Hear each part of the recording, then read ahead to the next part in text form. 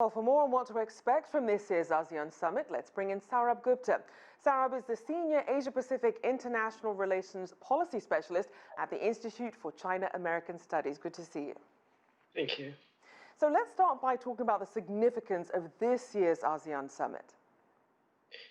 The significance of this year's ASEAN Summit is going to be overshadowed by COVID-19, and the summit is focused very heavily on COVID-19, as it should. There are two dimensions to it, and a public health dimension, obviously, but the ASEAN countries have actually, from comparative sake, done fairly well considering how the rest of the world has unfortunately not coped as well with COVID. And of course, there's the economic dimension. Everybody's been hurt, but again, ASEAN has done relatively better than most and is primed, I think, the East Asian region is primed to take off once the vaccine is found and once the situation gets better. And as we know, the Regional Comprehensive Economic Partnership, or RCEP, has been in the works now for several years. Now, that free trade deal would become the world's largest, covering nearly a third of the global population and nearly a third of global GDP. What are the expectations for this going forward, and how much is that going to help in the post-pandemic recovery? I think it's very timely and very helpful. This is not a very high ambition free trade agreement like the Trans-Pacific Partnership Agreement, the CPTPP, but nevertheless, it is very wide-ranging agreement, and it comes at the right time when countries need a spur, a market opening spur to get commerce moving, to get commerce happening and get back on their feet. This is also a well-written agreement in terms of being very flexible, so it has different staging and implementation periods for countries which are not as advanced. And of course, ASEAN itself is a mix of countries at various stages of development. So it allows all countries to kind of grow into this agreement and take their commitments up as they get richer. Also, it's important that it tackles many of the behind the border barriers which exist, because ASEAN already is fairly liberal in terms of its tariff regime, but it's these behind the border barriers which often are the stumbling blocks. And in this regard, I think there are important moves which have been made in RCEP.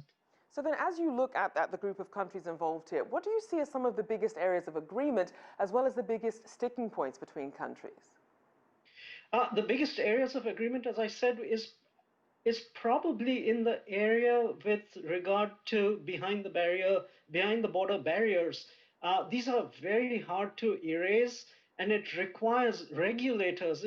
Regulators typically tend to be domestic facing. They're not international facing, so they don't have that much of an incentive to cooperate and coordinate. And RCEP will provide that platform and that framework in which they can do so.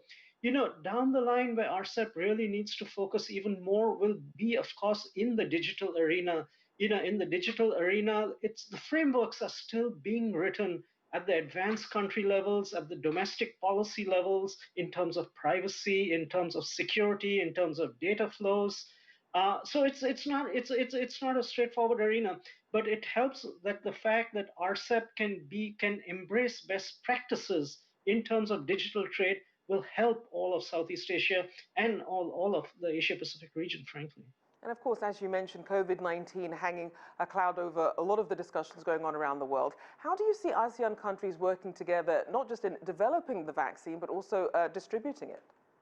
Oh, I think that's the more important part out here.